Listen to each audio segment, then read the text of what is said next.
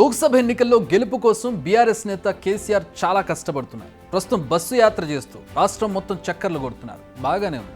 నేతల గెలుపు కోసం ప్రచారం చేయడం మంచిదే. అయితే ప్రచారం సందర్భంగా ఆయన మాట్లాడే మాటలు కాస్త ఇంట్రెస్టింగ్గా, ఎక్కువ డౌట్ఫుల్గా ఉంటున్నాయి. అయితే ఖమ్మంలో ప్రచారం సందర్భంగా ఆయన మాట్లాడిన మాటలు ఒకసారి చూశాక మనం దీంట్లో డీప్గా వెళ్దాం.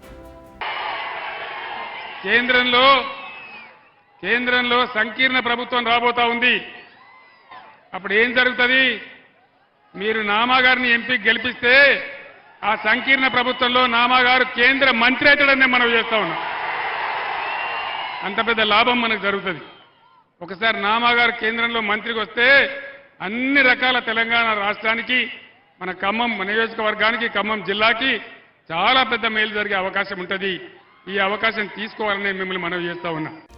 సో అది కేసీఆర్ వ్యాఖ్య. ఖమ్మంలో నామాను గెలిపించండి, బాగుంది. కేంద్రంలో సంకీర్ణ ప్రభుత్వం వస్తుంది, ఓకే. ఆ సంకీర్ణ ప్రభుత్వంలో నామా కేంద్ర మంత్రి అవుతారు. వెయిట్ ఎ మినిట్, ఎలాగా?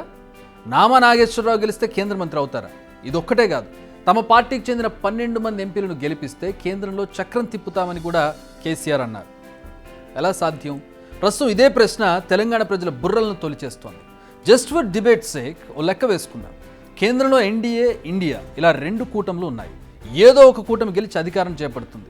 ఇందులో ఎలాంటి డౌట్ లేదు. మరి 2 కూటమిలో బీఆర్ఎస్ ఉందా? లేదు. బీఆర్ఎస్ అటు ఎన్డీఏ కూటమిలోనూ లేదు, ఇటు ఇండియా కూటమిలోనూ లేదు. నిజం చెప్పాలంటే ఇండియా కూటమిలో చేర్చుకునే పరిస్థితి కూడా లేదు. పోనీ అలా 2 కూటములకు చెందని పార్టీలతో ఆయన ఏదైనా కొత్త కూటమిని ఏర్పాటు చేస్తారంటే అక్కడ ఆ సీన్ కూడా కనిపించడం లేదు. అలా కూటమిని ఏర్పాటు చేయాలంటే మమతా బెనర్జీ కలిసి రావాలి, ఏపీలో వైసీపీ తోడు రావాలి. ఈ 2 పార్టీలు తప్ప మరే పార్టీ కూడా ఇప్పుడు సింగిల్గా కనిపించడం లేదు. మరి ఈ 2 పార్టీలతో కేంద్రంలో ప్రభుత్వం ఏర్పాటు చేసే ఛాన్స్ ఉందా? నో. ఒకవేళ ఉన్నా మమతా బెనర్జీ బీఆర్ఎస్ను దగ్గరికి రానిచ్చే పరిస్థితి కూడా లేదు. మరి కేసీఆర్ చెప్తున్నది ఎలా సాధ్యమవుతుంది? పోనీ ఎన్నికల తర్వాత కేసీఆర్ ఇండియా కూటమిలో చేరాలని అనుకుంటున్నారా?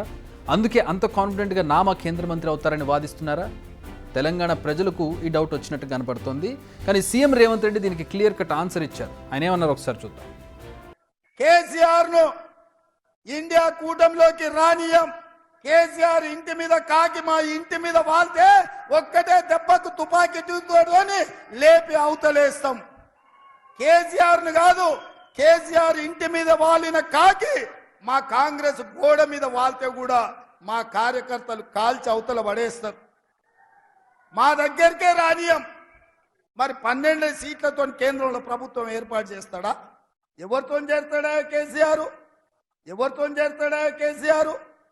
అంటే ఎన్డీఏతోనే కదా.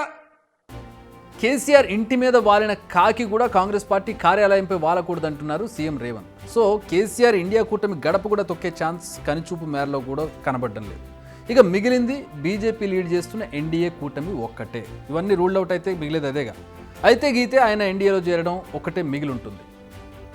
బీజేపీతో పొత్తు పెట్టుకుంటా అని చెప్తుండు కదా. మొన్న 10 ఏళ్ళు బీజేపీతోనే కదా ఆయన ఉన్నది. ఈ చట్టాలు వచ్చినాడు పార్లమెంట్లో మద్దతు ఇచ్చింది ఆయనే కదా.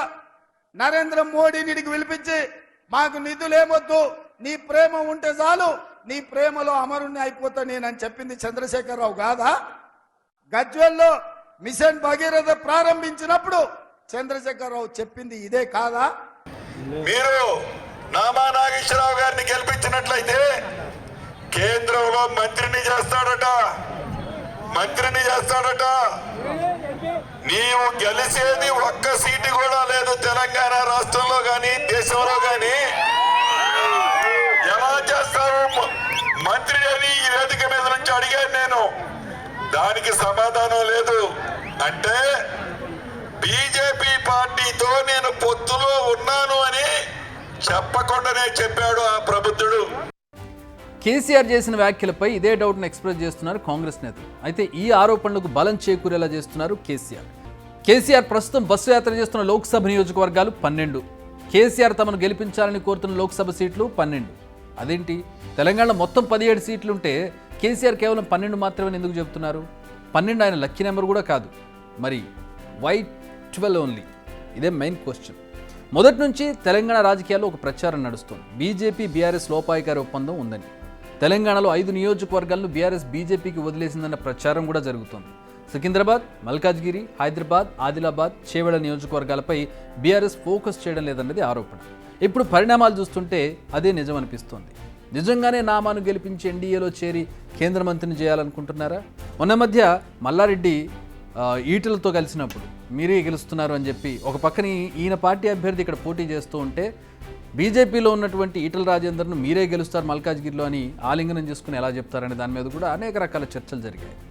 ఇక నామా విషయాన్ని కూడా ఇప్పుడు ప్రస్తుతం కేసీఆర్ ప్రస్తావించారు. నామా పేరుతో ప్రజలకు నామాలు పెడుతున్నారా అని కూడా ప్రజలు అడుగుతున్నటువంటి పరిస్థితి. ఈ విషయాలపై క్లారిటీ కనపడడం లేదు. కానీ కేసీఆర్ చేసిన ఈ వ్యాఖ్యలు తెలంగాణ పాలిటిక్స్లో హాట్ టాపిక్గా మారాయి. మొత్తానికి కేసీఆర్ తన వ్యాఖ్యలతో మరోసారి తనకు తాను సెల్ఫ్ గోల్ వేసుకున్నారన్న టాక్ రాజకీయ వర్గాల్లో కనపడుతోంది. For more videos like this, subscribe Big TV channel.